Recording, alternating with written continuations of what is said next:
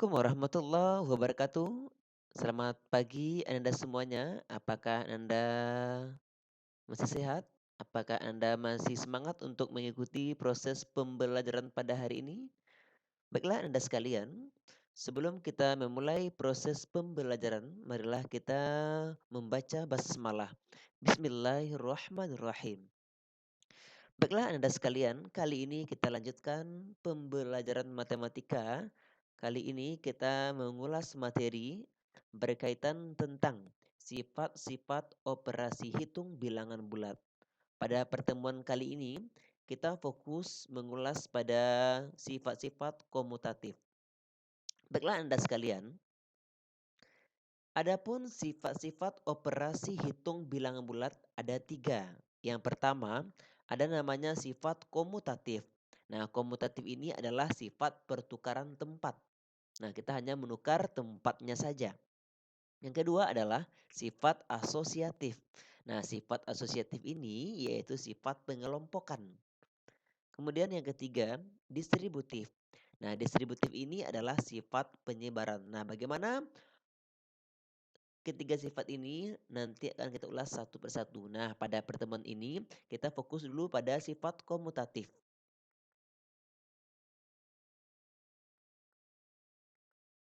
Nah, komutatif itu adalah sifat pertukaran. Nah, jadi komutatif itu adalah pertukaran tempat. Nah, adapun sifatnya, sifat pada penjumlahan ini dapat kita tulis A tambah B, maka akan sama dengan B ditambah A. A maksudnya adalah suku satu, B adalah suku kedua. Nah, jika kita rubah dia ke sifat komutatif, maka suku kedua menjadi suku pertama pada sifatnya, maka B ditambah A. Nah, itu adalah pada sifat penjumlahan. Kemudian sifat pada perkalian sama, A dikali B akan sama dengan B dikali A. Suku satu dikali suku 2 maka suku 2 dikali suku yang pertama. Itu konsep yang pertama ya. Nah, kemudian yang perlu Anda ingat itu adalah sifat komutatif ini hanya berlaku pada tidak berlaku pada operasi pengurangan dan pembagian, tetapi hanya berlaku pada sifat penjumlahan dan sifat perkalian. Ingat ya Nak ya. Jadi sifat komutatif ini hanya berlaku pada penjumlahan dan perkalian dan tidak berlaku pada sifat pengurangan dan pembagian. Nah, marilah kita menyimak contoh soal pada penjumlahan berikut. Yang pertama, negatif 15 ditambah negatif 7. Nah, akan sama dengan negatif 7 ditambah negatif 15. Nah, negatif 15 merupakan suku A, sedangkan negatif 7 adalah suku B. Maka kalau kita rubah dia ke bentuk komutatif ini, maka suku B ini berubah menjadi suku A. Nih, B berubah menjadi suku A. Oke, B per A. Nah, jadi hanya kita memindahkan. Jadi negatif 5 pada sifat komutatif pindah pada suku kedua. Nah, kemudian suku kedua pada sifat komutatifnya pindah dia ke suku yang pertama, pindah dia ke suku yang pertama ini. Suku yang pertama pindah dia ke suku yang kedua. Suku kedua pindah ke suku yang pertama. Sehingga A ditambah B sama dengan B ditambah A. Nah, kita cek hasilnya. Negatif 15 ditambah negatif 7 sama dengan negatif 7 tambah negatif 15. Yang Anda pahami adalah jika positif bertemu negatif atau tambah bertemu kurang, maka solusinya harus kita bikin kurung. Maka kita kurungkan dia ya. Nah, jadi tidak boleh tambah dengan kurang, tidak boleh dia kalau tidak ada kurung harus kita wajib kita kasih dia kurung.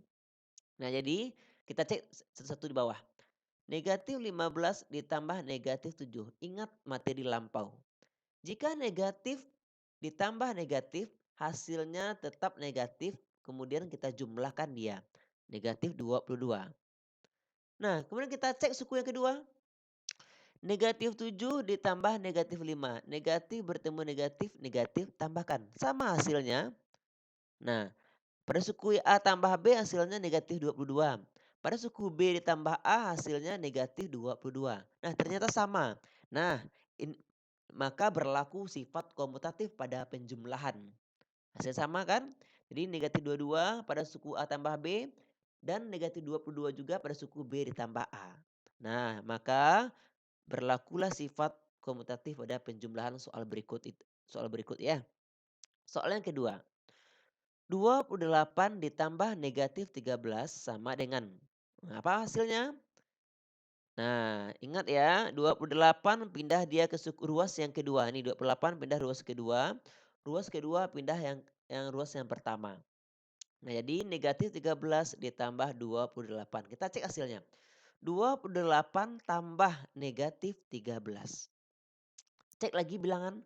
Apapun bentuk soalnya, Anda harus cek bilangan.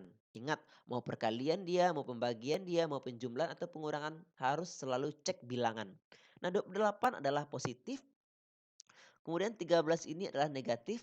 Setiap positif bertemu negatif, kita adu kekuatan. Nah, yang besar adalah 28. 28 merupakan positif, maka hasil akhirnya juga positif. Jika positif bertemu negatif, ingat selalu dikurangi. Makanya 28 dikurang 13 hasilnya 15. Nah, kita cek suku yang kedua, B tambah A. Negatif 13 ditambah 28. Cek bilangan. Ini negatif, ini positif. Jika negatif bertemu positif, ingat ya, adu kekuatan. Nah, ternyata yang menang itu adalah positif, 28. Maka 28 dikurang 13, 15. Trik cepat. Jika ada positif negatif, kurangi saja dia. Lu cek bilangan ya, apa dia positif atau negatif. Paham nak? Ini adalah contoh soal penjumlahan pada sifat komutatif. Jadi A tambah B akan sama dengan B ditambah A. Nah ya, paham? Nah sekarang kita mari mencoba soal berikut. Nah, oke, soal yang pertama, negatif 19 tambah negatif 21. Ayo, apa isinya yang pertama? Suku awalnya apa? Oke, negatif 21. Bagus. Pintar nak Bapak. Kemudian suku yang keduanya apa nak? Negatif 19.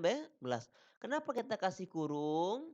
Karena positif tidak boleh positif dengan negatif atau tambah bertemu kurang. Kalau dia berdekatan harus kita kasih dia apa? Tanda kurung. Cek lagi bilangnya ya. Kita cek hasilnya. Negatif ditambah negatif. Hasilnya negatif. Nah, negatif bertemu negatif hasilnya negatif. Ingat teori yang lama. Negatif tambah negatif hasilnya negatif. Kemudian jumlahkan dia. Masih ingat kan? Bagus, pintar nak Bapak. Ternyata nak Bapak masih ingat. Nah, negatif ditambah negatif hasilnya negatif. Lalu kita jumlahkan. Ternyata hasilnya negatif 40. Paham semuanya nak? Selanjutnya contoh soal yang kedua. 38 ditambah negatif 58. Ayo, apa isinya pada ruas yang pertama? Ayo, siapa yang bisa? Bagus. Apa nak? Dia negatif 58. Nah, berapa hasilnya? Kita cek lagi. Ini negatif, ini positif. Setiap negatif bertemu positif, kita adu kekuatan. Ternyata mana besar angkanya? Abaikan negatif positifnya ya nak ya. Mana besar angka 58 dari 38? Ya besar angka 58. Ternyata hasilnya negatif. Kurangi dia lagi. 58 dikurang 38 hasilnya negatif 20. Negatif 20. Oke, paham pada sifat komutatif pada penjumlahan nak? Paham? Bagus. Ternyata anak bapak pintar-pintar semua ya. Nah sekarang kalau sudah paham, kita lanjut ke berikutnya. Nah, sekarang apa? Contoh soal perkalian pada sifat komutatif. Nah, yang pertama, negatif 86 adalah suku A dikali negatif 9 suku B. Nah, ingat A dikali B akan sama dengan B dikali A. Nah, suku B-nya apa? Negatif 9 menjadi suku yang pertama. Negatif 86 suku yang kedua. Ingat ya. Nah, jika ada dua operasi berdekatan, maka harus kita kasih kurung. Nah, kita kalikan lagi nak. Negatif dikali negatif, hasilnya positif. Kita kalikan seperti biasa. Coba bedakan antara penjumlahan dan pengurangan. Kalau kali hanya kita mengali, kita fokus cek bilangan saja. Nah, negatif dikali negatif hasilnya positif. Kalikan 86 dikali 9. Ayo berapa? Ayo, bagus. 774. Bagus nama Bapak ya.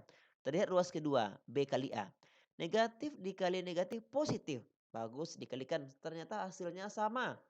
Nah, ternyata sifat komutatif ini juga berlaku pada perkalian. Soal yang kedua. Ayo nak, negatif 8 dikali 250 sama dengan 250 dikali negatif 8. Nah, ayo. Negatif dikali positif, negatif. Nah, cek bilangannya ada kurangnya satu. Nanti kalau kurangnya satu hasilnya negatif. Kemudian 250 dikali negatif 8. Ayo, negatif 2000. Ternyata hasilnya sama. Nah, berlaku sifat komutatif pada perkalian. Nah, ayo kita mencoba.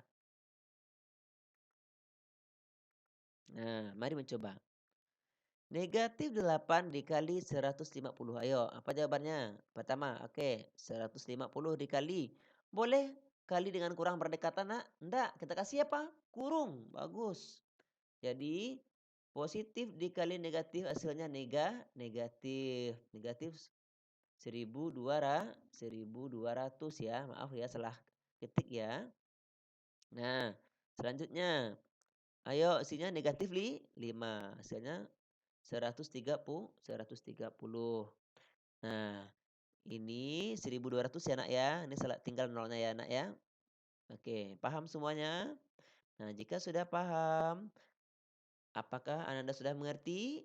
Nah, dengan sifat ini, sifat apa namanya, Nak? Sifat komutatif.